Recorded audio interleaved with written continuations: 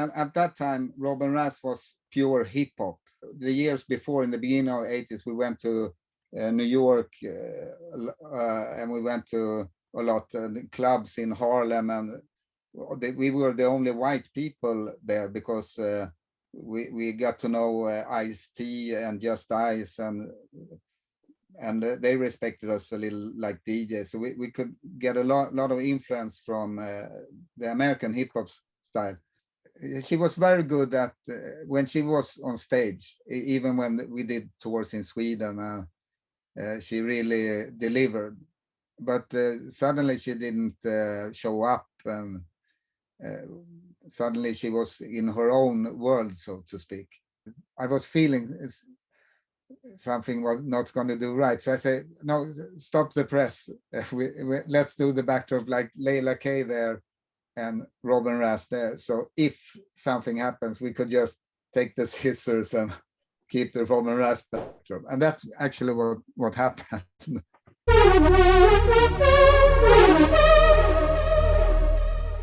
You were a big part of my early days on MTV because of your music, and your music was featured, and also going to Stockholm. So this is a great pleasure for me. But I want to really go back and start at the beginning. And if you can tell me a little bit about your upbringing and what sort of music your parents listened to, and when your taste started to diverge from theirs.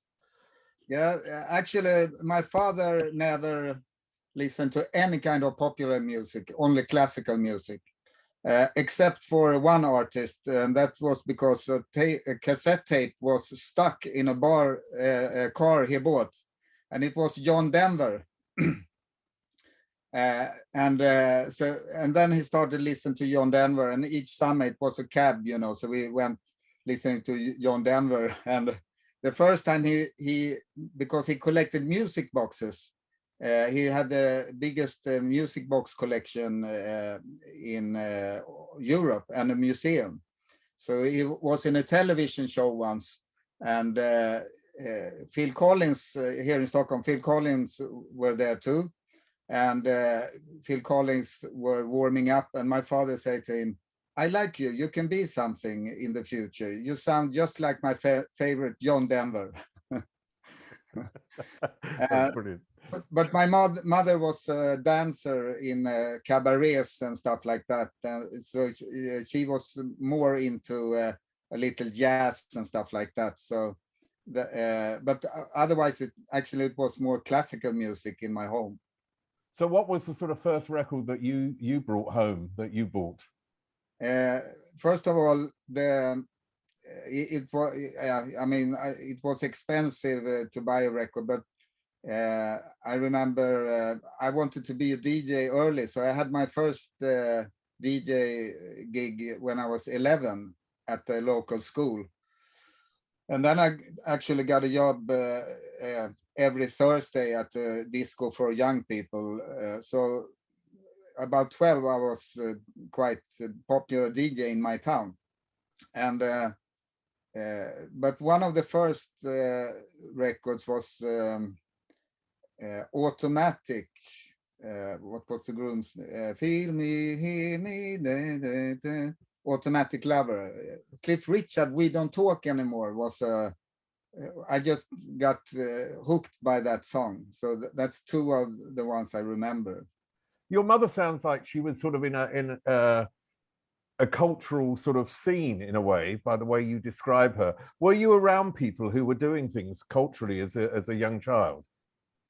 Yeah, a little by that, but she at that time she had quit doing that. She was home with us, but they also had an understanding for us developing our music skills, and so I went to take piano lessons and playing drums, and I was forced by my mother to play the piano. I was crying, when I was 8 years old and went there because I want to play the drums, but she let me play the drums. And then we moved to a bigger house when I was like 10 years old. And then me and my brothers had a music room, and it was sound proof from the rest of the house. So we had some instruments. I got my drums, and there was a piano, and my brother played the guitar. So they really enthusiastic the music from the beginning. So they were very encouraging that they really wanted you to be involved in music. What was Swedish music at the time of your upbringing? Just at the time also, if we go back when I was 13, 14, and 15, they were encouraging the DJing too, you know. But at that point, I got a job Wednesday, Friday, Saturday at a club that had 18 years age, because they had the right to serve alcohol, and I was 15. And at that time, I went to school, and my father said, "You can't work nights and go to school at the same time." And I said, "Yes, I can." And I show him my grades, and I say, "I have the best grades in all in the whole school. But so promise, if I can keep DJing at nights and keep my grades, if I don't do it, then you can tell me to stop." And he said, "Yeah, it makes sense." Well, that's fantastic. What sort of music did you orient towards? I'm almost the thing is, I was playing in rock bands, symphonic rock, and I like Saga and Rush and stuff like that when we were playing in the band. But I also, my heart was divided, so I also have this thing for dance music, and a lot of DJs in Sweden played a lot of rock, and I was trying to play more soul, funk, old James Brown, and more rhythmical music. So I was looking at even at an early age at the R&B stuff and soul funk that came from the United States, like Zapp, Roger Troutman, and stuff like that. And so I had to mix it in a little in the sets and start mission my work, you know, like a missionary. I play some rock songs here, but you have to listen to this too. And a lot of people start enjoying it, because at that time, in the beginning, we didn't have any radio to speak of, you know, and television, 2 channels before MTV came. So you have to buy the vinyls and just play it in the clubs. What year was this? What sort of years? Was this the early 80s? Yeah, 80, 82, 83. Because it was in the 80s that Sweden was changing quite dramatically. I mean, you had like the diversification of the culture in Sweden because of people coming from different countries, which happened, you know, in the 60s and 70s, and Sweden was changing. And you also had a big change in the music scene. How aware were you that there was something there sort of bubbling under and coming up? Yeah, it's true that what you say, we had a lot of influences from the whole world, and then we also have the Swedish folk music, like, and ABBA and stuff like that to look back. But at that time, ABBA was, everybody hated ABBA in Sweden because I don't know why, but then it changed. And then also we had in Sweden music classes in school. And we also had one thing that was very special, that you could apply if you were a band and you rented a place to rehearse or something. You can apply for some money from the government to make rehearsals and stuff like that. So, and buy instruments. So a lot of bands started like that. I was in a band and we shared the same place to rehearse with Europe, when I was in a rock band, and we were the better band than Europe, but they had this great looking singer, and we didn't have a good singer. So, I mean, we went like this and they went like this. When did you meet Robert? We knew each other as DJs because we played in these clubs that started to getting dance music oriented and funk. And then I worked at a record store which called Vinyl Mania in Stockholm, and every DJ in Sweden went there to buy the records. And he was in there. And then he participated in the Swedish DJ Mixing Championships at 87. And I was in the jury. And he didn't do so well there. But then we start giving each other some gigs, you know, can you take this club and I take that one? And he said he's going to participate 88 in the DJ Mixing Championships. And he did, and he won in Sweden, and he went to Royal Albert Hall, you know, to the DMC competition. And at that time, we start talking about doing something together. And I won the same thing, Swedish Championships 89, and went to London, Royal Albert Hall, and the DMC Championships.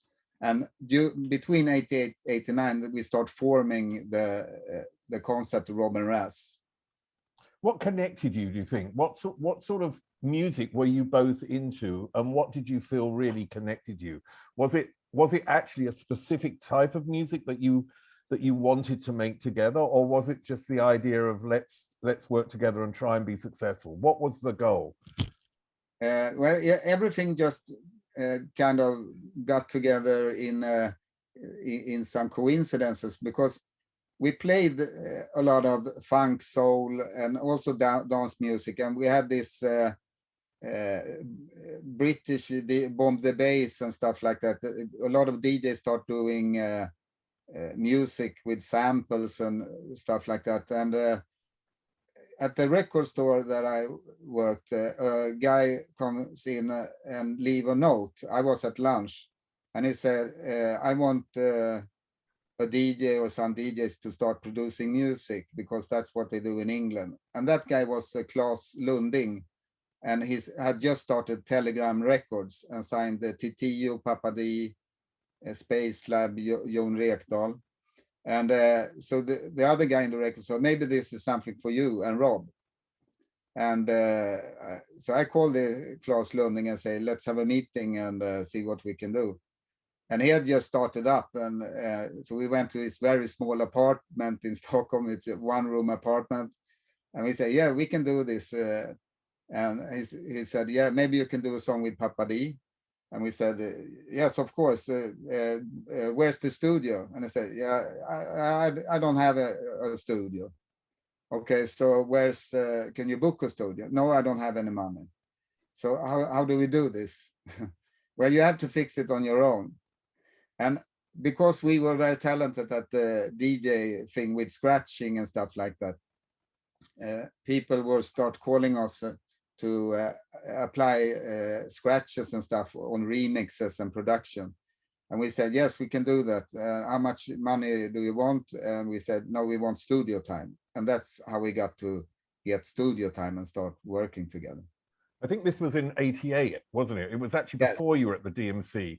Can you tell me, because I watched that this morning, can you tell me about your set and what you actually played? Because it's, even today, to look at that, to see you do that, it's an amazing achievement, and it's really incredible. So can you tell me a little bit about that performance, as it were? Yeah, the thing was that you had 7 minutes, you know, and you had to, the skills started just a few years ago to really get very, in the whole world. I mean, everybody was improving their skills. So before doing this competition, it was like a boxer going to world championships. I trained like 8 hours every day, and also tried to find the music that was with the good sounds of making cuts and stuff like that, but also interesting from the beginning to 7 minutes.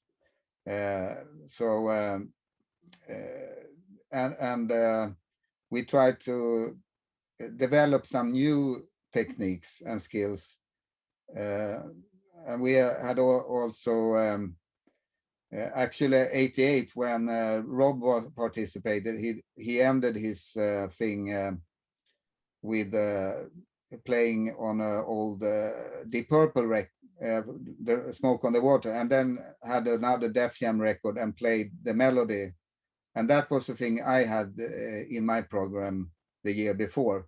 And people were writing all this hip hop magazine. That's a new technique from Sweden. You can play tones and stuff like that. I mean, a few years before, I think it was in '85, that the sort of the basis of Swemix came about when Sten Hallstrom had talked about that the American and British remix scene was shit, and that or sucked, he actually said, and that people needed hot remixes of individual tracks rather than a medley of hits.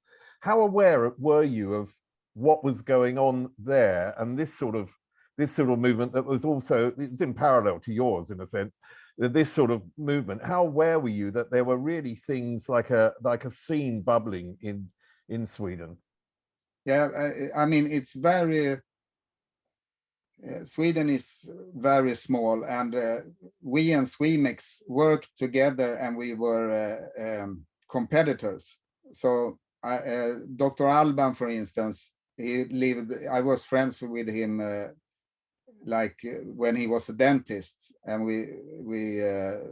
he had clubs and stuff like that, and I rented out equipment to him. And Swemix also went to this record store, Vinyl Mania, and some of them, like Dennis Pop and me, we changed DJ gigs. I put him on DJ sets in my clubs and the same. So we knew each other. And then they start most doing remixes, and we did remixes also, but we wanted to do our original music. And then, so we were like competitive friends. And then in this store, Vinyl Mania, they had an office, and only Rob and Raz and Swemix could go into the office because they have some special records there. And they had this whiteboard. So me and Rob went to buy records, and then we did funny pictures, like Swemix, they were begging for food, and Rob and Raz, they were swimming in dollars and made success and everything. And then when we come back, Swemix had done the same thing with us, but it was competition with heart. So we knew each other very well and went to each other's club. And actually, when we started program our first songs, we landed their studio for free, and we also helped them with some stuff. So we were very close before that. Because I remember that the ID magazine, they had a cover, didn't they? In I think it was in '87, which was about Nordic beat, and I think Camilla was on the cover, actually, La Camilla, and it was talking about Swemix at that time. But Telegram was sort of like the last key in the puzzle sort of thing. It was the last piece of the puzzle for that to come together. You said at the start you worked with Papa Dee in the studio, and you made 2 tracks with him. Can you tell me what you made and what the influence in that music was? Yeah, we had just started out, and at that time, Robin Raz was pure hip hop, and hip hop was we the years before, in the beginning of the '80s, we went to New York, and we went to a lot of clubs in Harlem, and we were the only white people there because we got to know Ice-T and Just Ice, and they respected us a little like DJs. So we could get a lot of influence from the American hip hop style. So we wanted to do something downbeat, and sort of. So when we started producing the beats, we wanted it to be heavy and hip hop style, even though we went to the club and played house in the evening.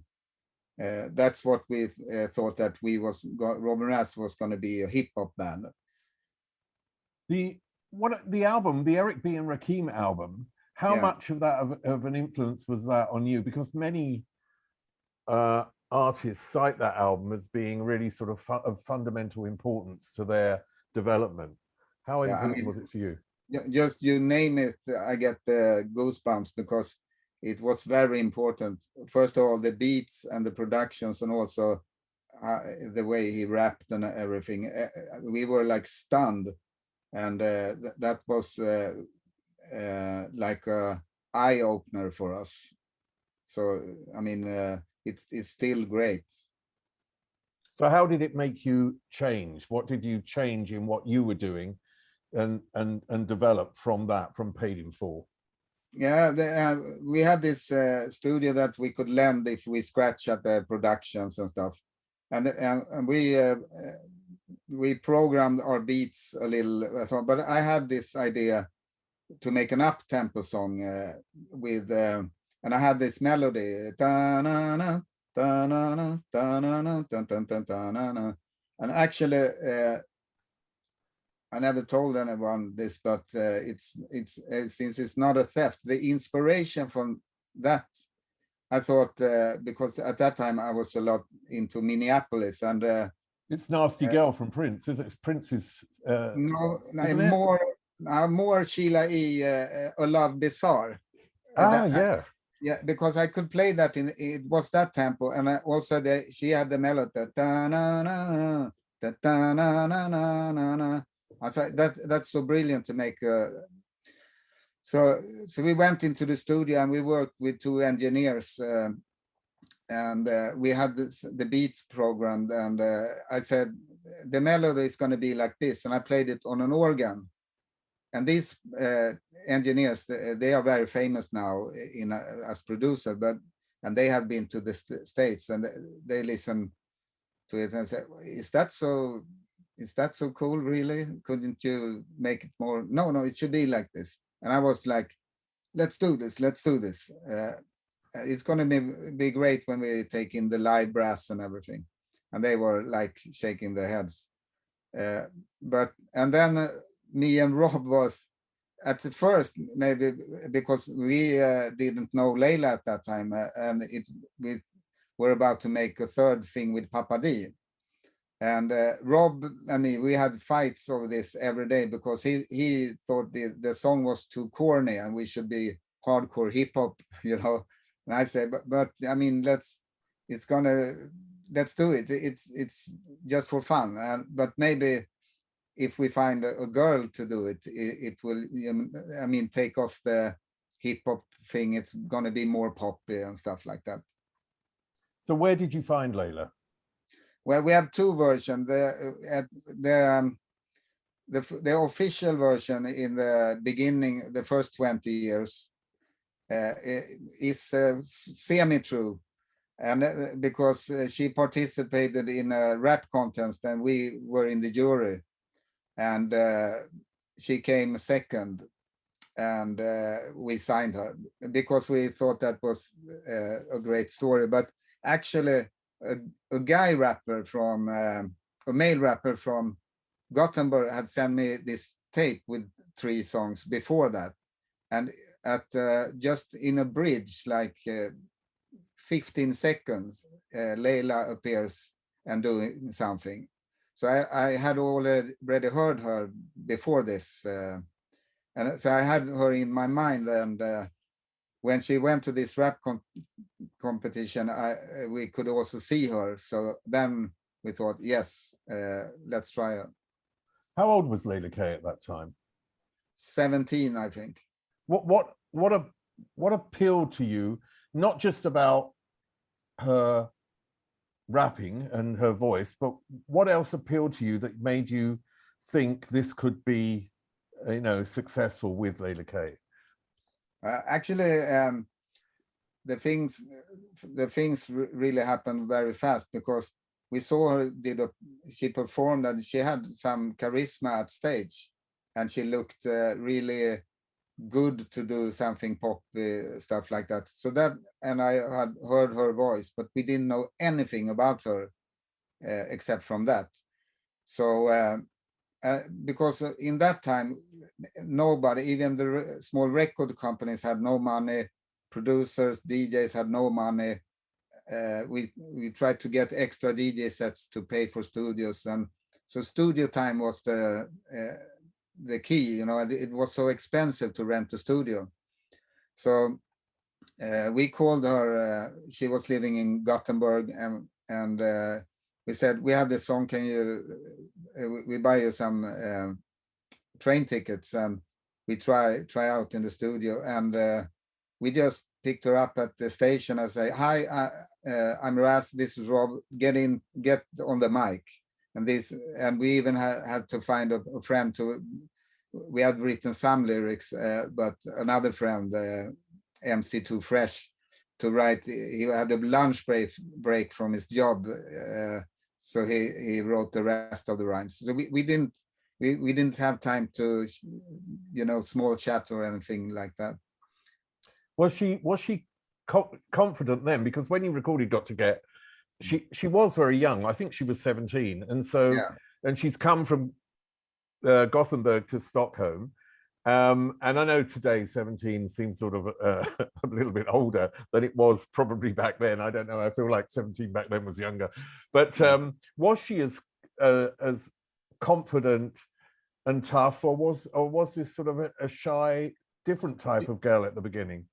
She didn't say anything, and we only discussed the timing of the rhymes and stuff like that. And we did actually, of course, from the beginning, the song was called On and On, and the chorus was not Got to Get, and the verses were good, and she went back to Gothenburg, but this chorus with on and on and on and on, like it, and it was no, it won't do it. So then we took another train ticket a week later, and we recorded this Got to Get. But still the same thing, that we never talked or went out for a dinner, or we just focused on the studio hour. So she was working hard in the studio, and that's all. Now, you said that the success came very quickly. Can you tell me about how that process was and how quick it was?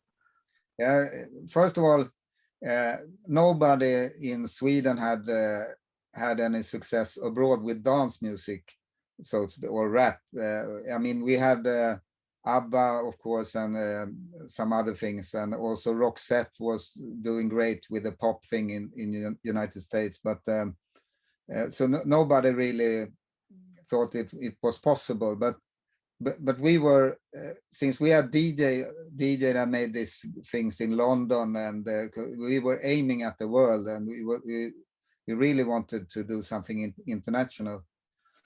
And when we started, the song came together, the record company and the publisher, they thought, I mean, this is going to be a hit. This is great.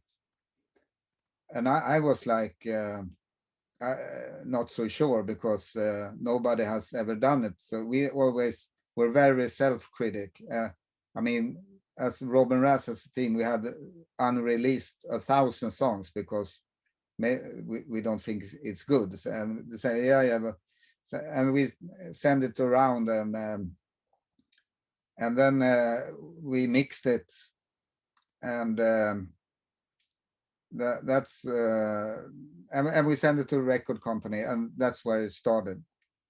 Was there any was there any sort of special marketing method of promoting it in Britain? Because a lot of artists outside of Britain, and I saw that with people like Snap, would have like a fictional studio in Brixton where the record was made, to sort of suggest it was connected to Britain.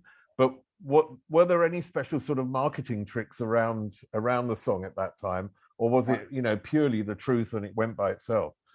Yeah, first of all, how we came to get signed by Arista at that time.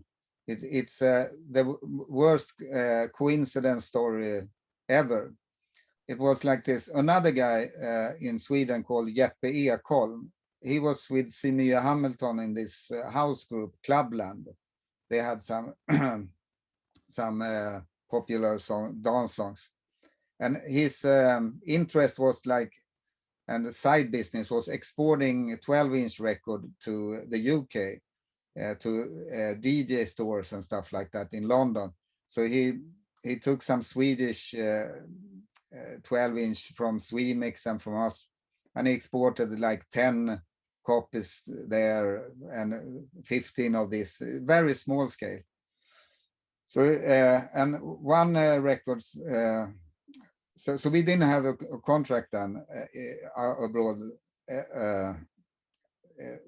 or just in Sweden. And so a DJ picked this record up. He listens to it, and he works in a pub in London.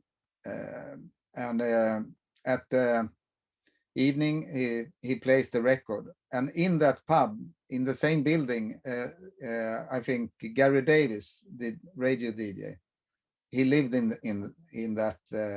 So he went near after work, for a pint, and he heard this song that he haven't heard before, and he was like into everything. So he goes to the DJ and say, "What is this? I don't know. It says Stockholm on it. Can I borrow the record? I want to play it in my morning show." And then he took the record, and in the morning show, he said, "Yeah, something new from Sweden. You haven't heard this one before. I want to be the first." And he plays it. And in the car, listening to his morning show, there is this guy that have a friend working at Arista Records called Chris Cook, who is an A&R. So he calls this guy and says, "You got to listen to this the morning show." And he comes in at the 30 seconds left of the song, and then he started to, it sounds good. I'm gonna find this. And then he started investigating in Sweden who is Robin Raz and who is Leila K and what is the record company. And that's how we got signed to Arista UK at first.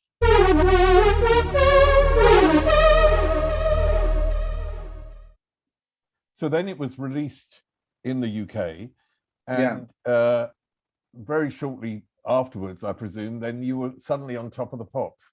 How did you hear about the Top of the Pops performance that you were going to have to do, and how did you prepare for it? What did you want it to be? What did you want to express?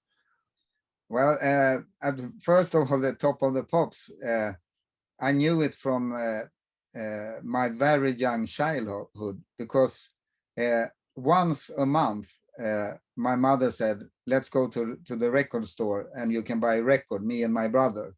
And they have this collection, and it was Top of the Pops, an album. And I think it was covers from great songs, but it was very good looking girls on the cover. And we didn't know what songs it was. So me and my brother was just arguing about who is the cutest girl, and fighting over that.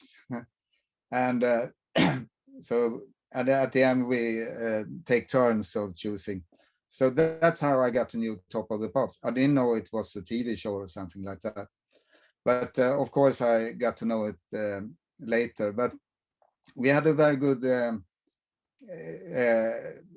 collaboration with Arista UK, because we were like saying, "You know this market, and we know it a little, but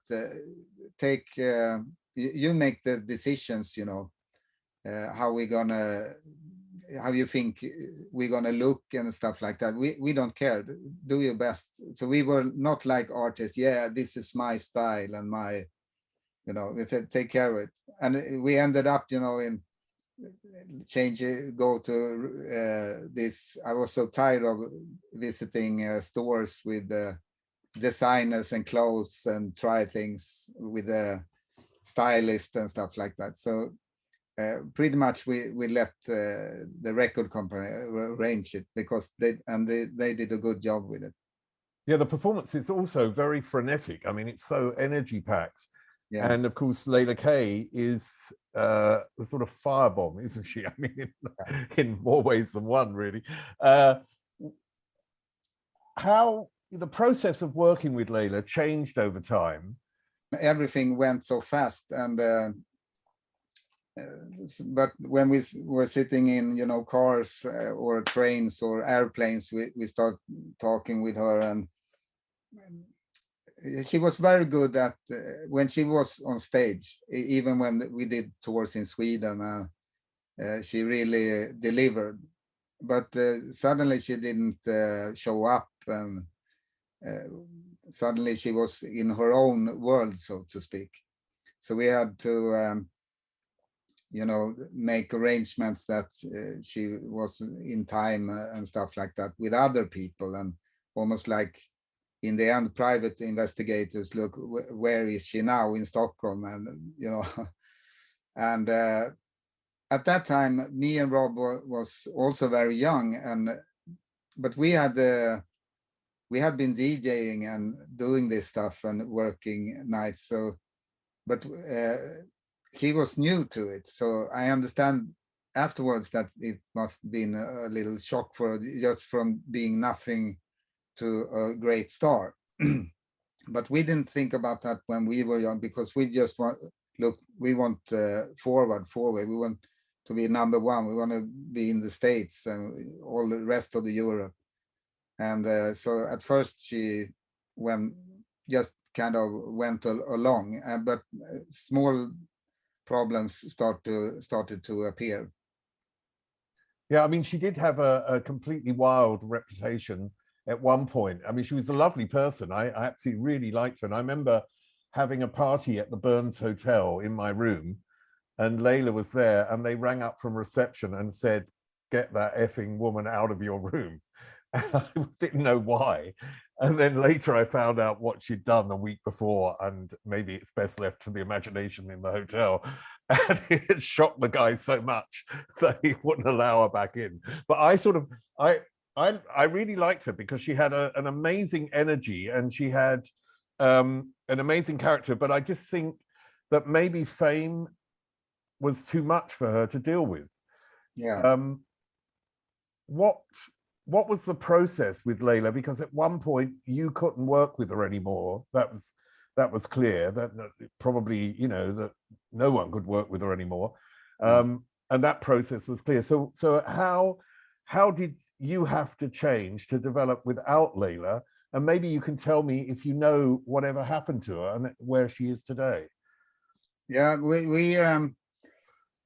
we started to notice, as things, because we were very professional, me and Rob. I mean, we went out in the clubs at night and stuff, but since being DJs, you can't miss a gig and you can't miss a time, And the worst thing happened in Brixton in London, where just when we got signed and we started to, get a bus in London, and I think some people from the German record companies and even from the States went to see us in Brixton. It was Soul to Souls Club, the Fridge, I think it was called. And a lot of journalists and stuff like that. And so we was going to do one song, but me and Rob started with this performance about 2 or 3 minutes with scratching and stuff, because we were known since we've been on the BBC and Royal Albert Hall in London and recently. So we did this short DJ show, and then Got to Get started, and it was always it was never sing back, always playback. So because she had some trouble with the lyrics sometimes, and then she was supposed to come out. And the song started, and she didn't turn up on stage in the intro. And I remember people were screaming. I was thinking it was 1 second was like 1 year in my mind. I think, okay, let her come into the first verse. No, she didn't appear. Okay, if she comes into the chorus, it could be a cool thing that afterwards to show it was playback. She didn't appear. And then the second verse, and then people start looking around, and she comes in the last bridge and do the last chorus and went out. And there was a Swedish journalist there, and everybody talked about what happened and why. And that's a lot of theories, but and then we did a lot of touring after we got big in the States also. I remember 1 month we had 36 flights in 1 month, and then it was like New York, and then back to do Top of the Pops, England, and then Philadelphia, and then Paris to do a TV show. So we just, and I think she got kind of drained by that. And but the ultimate thing was that we did 1990, the first folk park tour. We have this thing in Sweden that people, big folk parks, and it was. I mean, they have like 20,000 or 10,000 people, and we did the first. We were the first to do a show with dance music, and it was very popular and very appreciated. And in the middle of that tour, we had a 2-week break, and everybody in the tour bus were talking. Oh, so what are you gonna do? Yeah, I'm gonna go to my countryside with my family. And you? Yeah, I'm gonna go to Copenhagen to sail a boat. And Leila was quiet, and somebody asked her, what are you gonna do? And she didn't have a plan, and she just said, I want to go to Ibiza. And I was like, oh no, that's not good. So I tried to talk her out of it, and she said to the tour company that if you don't get me tickets to Ibiza, I won't do the rest of the tour. And that's when she learned how to sort of use this if you don't, I won't theory. And I said to the tour company that don't send her there, and they say we have no choice. And yeah, okay, pick her up at the airport when she comes back to Sweden 3 days before the continuing of the tour. And they went out to Arlanda in Stockholm, and no Leila appears. And I said, you go to Ibiza and get her. And one guy from the tour went there, and he just got a smack on his, like this, leave me alone. And then me and Rob got sued because we arranged the tour, and for a lot of money, because we had the contracts with these folk parks. And how much money was it? At that time, it was like 300,000 or 400,000 crowns, which was very much at that time. And we hadn't started getting any royalties whatsoever. So we had to do a lot of gigs for free, and we took in Diane and Papa Dee and some other artists, and okay, let's do this show anyway. But it was not the same because we had the big hits with Leila. So that's when we kind of broke up, and we said we cannot work with her because we wanted to do so many things. And even when we start working with her, we wanted to do with singing vocalists and stuff like that. That was the idea of Robin Raz. And now when you have other concept groups like Swedish House Mafia or whatever, it's not a strange thing for people. But at that time, the journalists, at least in Sweden, they really don't understood what we wanted to do. So actually, in this tour, when she left, if it's you can find it on YouTube. I start feeling like it's going to be some problems. So before the tour, we're going to print this very big backdrop, and that was. At that time, it was so expensive to do a backdrop with the picture, and it was only one place in whole Scandinavia that could do it, and it costed like 100,000 crowns. And we should have the album cover, Robin Raz featuring Leila K album cover. And I was sending the picture, and I was lying one night and said, maybe Leila's gonna. I was feeling something was not going to do right. So I say, no, stop the press. Let's do the backdrop like Leila K there and Robin Raz there. So if something happens, we could just take the scissors and keep the Robin Raz backdrop. And that's actually what happened. When was the last time you saw her then? Then everybody was asking stuff, and we were doing our own things. We found Lutricia and David and stuff like that, and people were asking, "Are you going to do something?" Blah blah blah. And then she wrote. When she was in prison, sometime maybe 15 years ago, she wrote me a letter and stuff like that. And I think Rob met her because she was homeless for a while, and you could see her in like on a train station or something. But in 2016 or 2017, we have this mutual friend called Vito Ingrosso, which is the father of Ingrosso in Swedish House Mafia, and he was our dancer and in the 80s, so we knew each other, and he had some contact with Leila, and he said, Leila wants to do a thing here in Sweden. It's not public, and can you do get with her? And I said, yeah, of course, we do it. So we went to this small place and we did it, and people were like, what is this? And Leila on stage, and we did 2 songs or so, and it went kind of, she almost didn't appear on stage, and it was like normal. But then Vito started talking to her, and I said, and also I talked to her, and I said, if you want, we can do a setup. We can try to make a tour, but we have some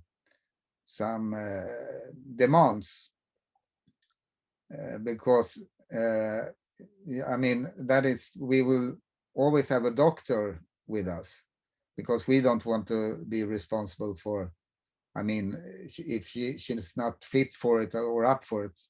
And then maybe the tour company could get you an apartment, and maybe if you want to study something like that, we can fix that. And if you want to get your life together, we can try. But we booked actually 4 or 5 gigs in Finland, because we didn't want any Swedish press, because it would be crazy. So, and the big festivals, and we went there and did I think it was 5 gigs. We did 4 of them, and it went well.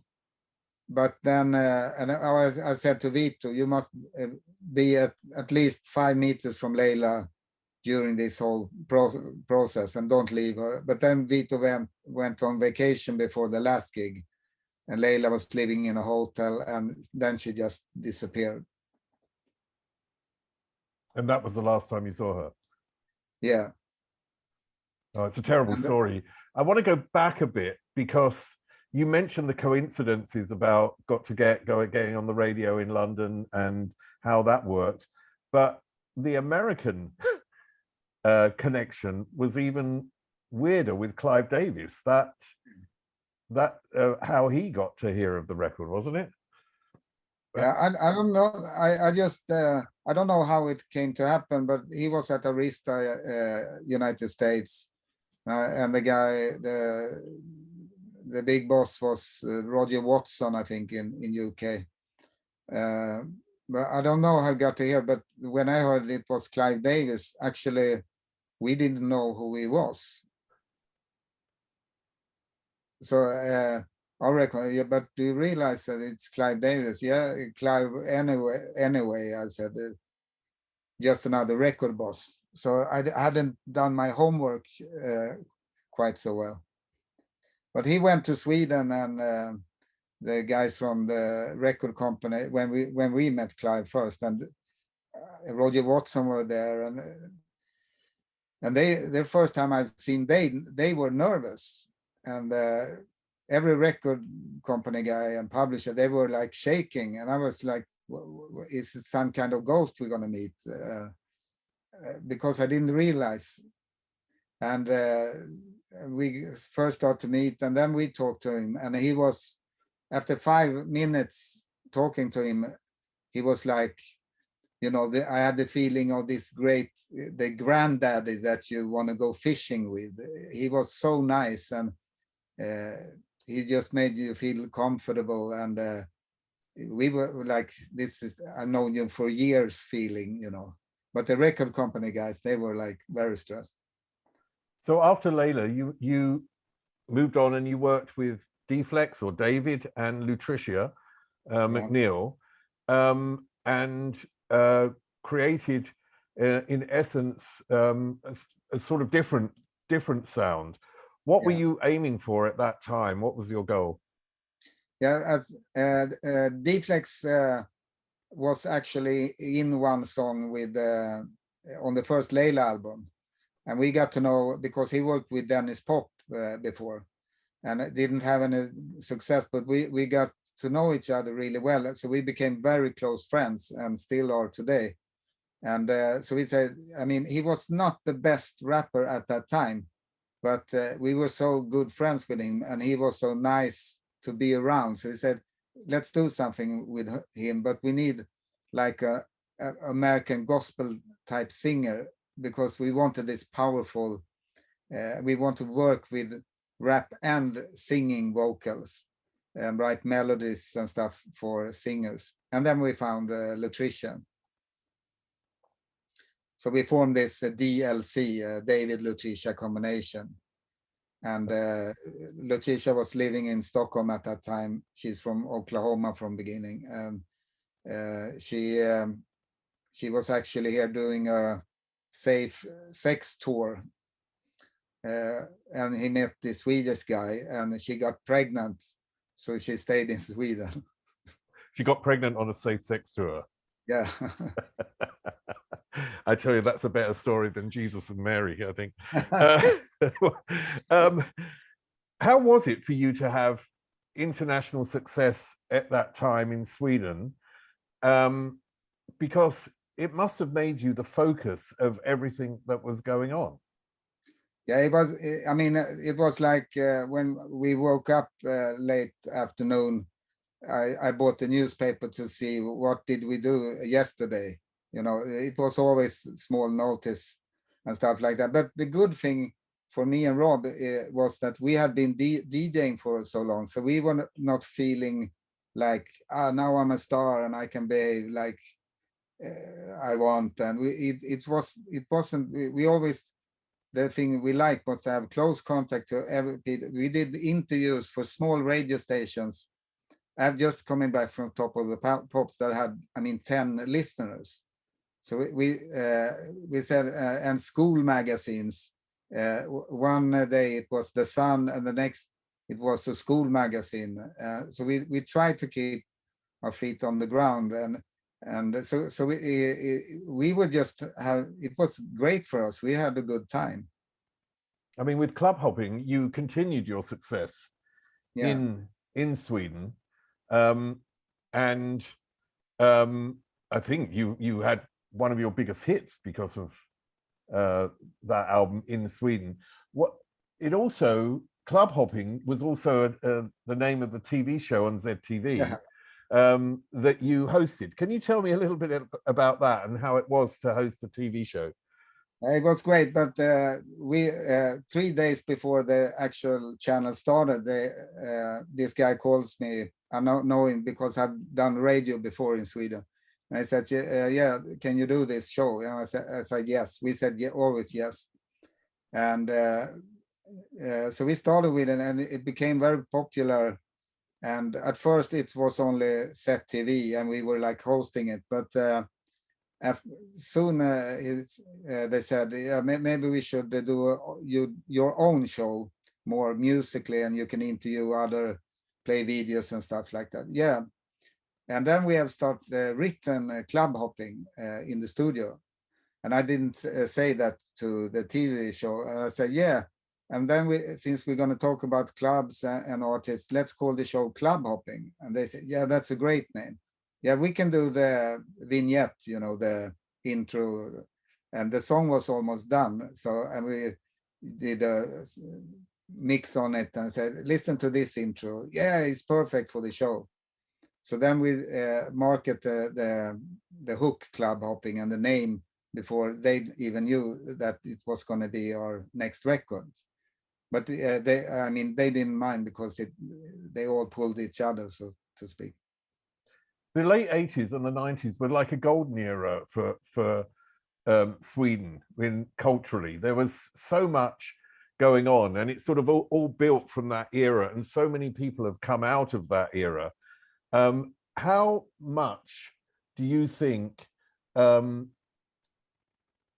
your and Rob and Raz's, let's say, importance is in actually that whole scene and about bringing people, you know, forward because of your international success, because of what you achieved in Sweden as well? How big is that importance of Rob and Raz in the late 80s and through the 90s in terms of other people and their what they could achieve because of what you achieved?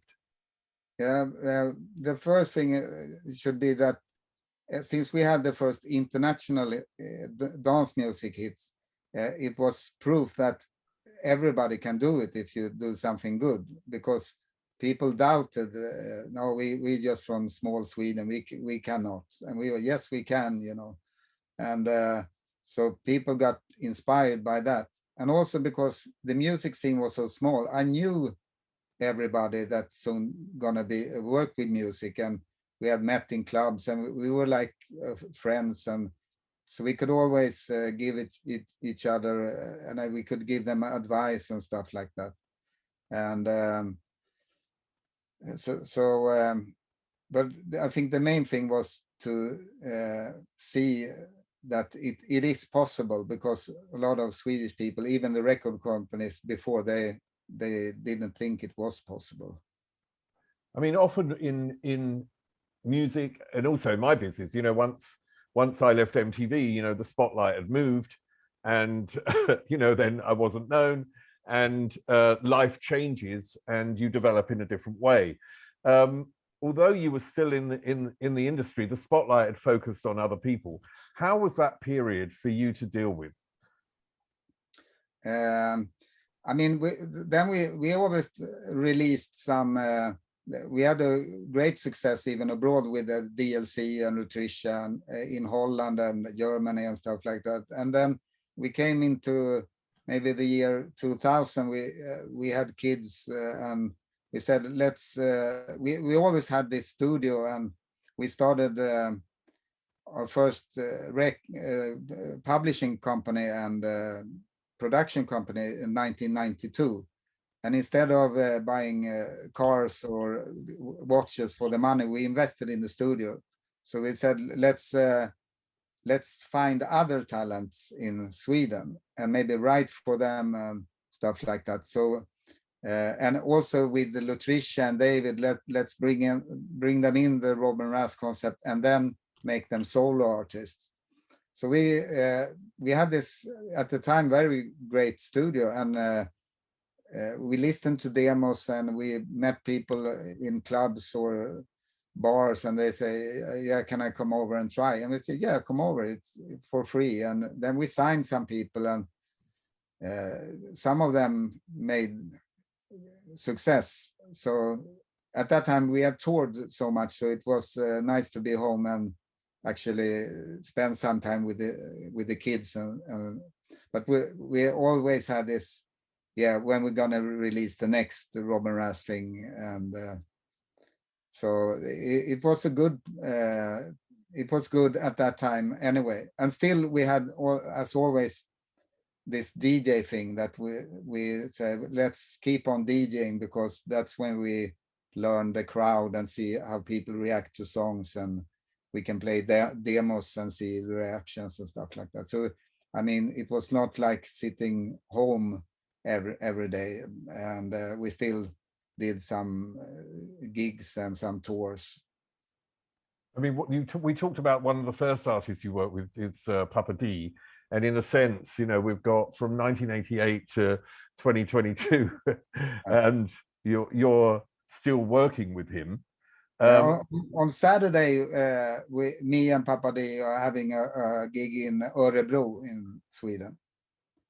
And we did a record released last year, and we're working in the studio with new songs. Yeah, so clearly there's a fantastic relationship between Papa Dee and you two. So this is something that really works over the years. But one of the key things I think in obviously in your career is that the relationship between you and Rob. What is the strength of that relationship? And in essence, it's sort of like a marriage, isn't it? When it goes that long, that you're able to deal with each other in good and bad, and somehow still continue. What do you think you both contribute, and why has that worked for so many years? The thing, I actually, when we did this name Rob and Raz, if we what I call our band Fire, for instance, I mean, and be 4 people, if we don't like the third guy or even 2 people, I can say I own the name Fire, and you're off and in with another guy. But it was so connected. Rob is Rob, Raz is Raz. We have to keep together. And as persons, we are extremely different on every, we have nothing in common. And that's hard, but it makes it good because I understand why he does something when he does it, and he don't understand why I do things, and he don't care. So, but it was always focus, and we, of course, we didn't always agree, but we were so connected, and then you become like brothers, and even if we don't like the same things, or even if we at times didn't like each other so much, so we have to do this. So we have done. Then he moved to Spain a few years ago, and then we were about to do we had an album ready actually, with some old songs and new, but then we start talking about that, and I have started so many other projects on my behalf, and he has started so many others. So we said we couldn't agree how to work together. So we said, let's drop it. So now we don't have so much contact. We said, let's just time go, and maybe we pick it up again.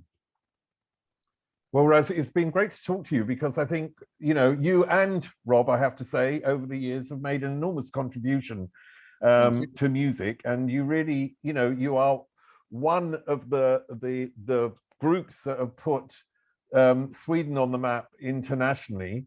And for me, as I said, in those early MTV days, with Got to Get, with the Swedish music scene, coming to Stockholm so often, meeting you there, meeting all the other people there, it was a really great thing to be involved in. And I think you must be immensely proud of your achievements over the years, and to be a part and an inspiration for the Swedish music scene, which you have been. So thank you again.